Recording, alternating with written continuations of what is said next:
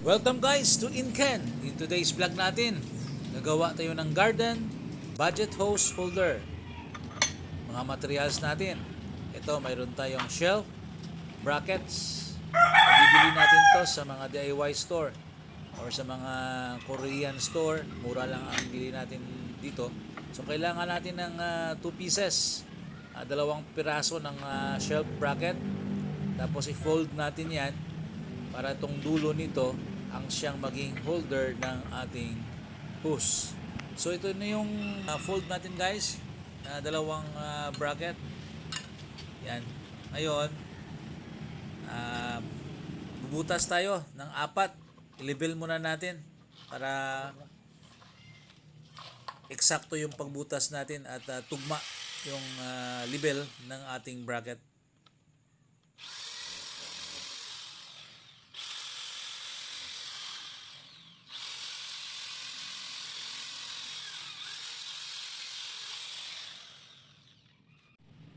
Step natin, maglalagay tayo ng plastic tocks para sa ating screw.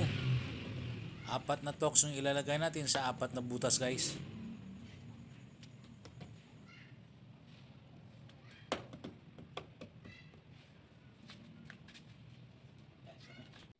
Next steps guys, screw na natin yung ating bracket sa 4 na butas na binutas natin.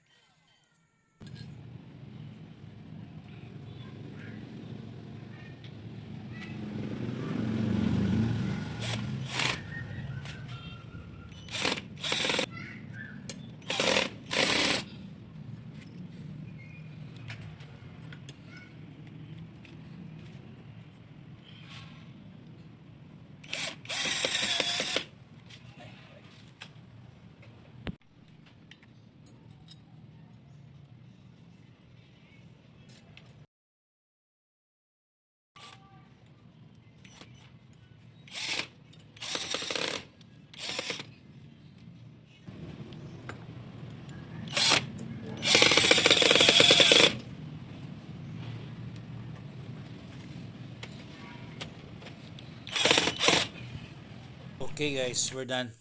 So ilagay na natin tong ating hose. Ang purpose ng ating hose holder para hindi na pumulupot yung ating hose guys. Ayan. So pwede na lang natin i-arrange ng pagganon para mas madali yung backlash natin, paggamit natin at pagbalik natin ng ating garden hose guys. So subukan natin guys ang paggamit ng ating hose holder. Ayan guys, ganito na lang yan.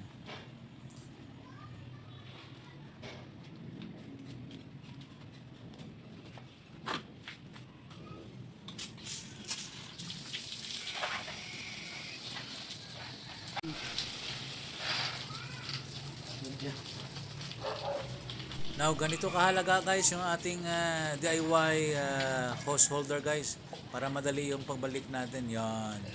I-roll lang natin, babalik. So, hindi na pupulupot yung ating hose. So, sana itong ating DIY ay makakatulong sa inyo.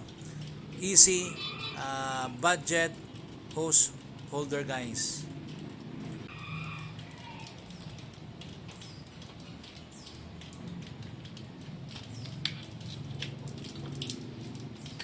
Okay, so thank you for watching. Inken DIY PH. See products at the end of the video.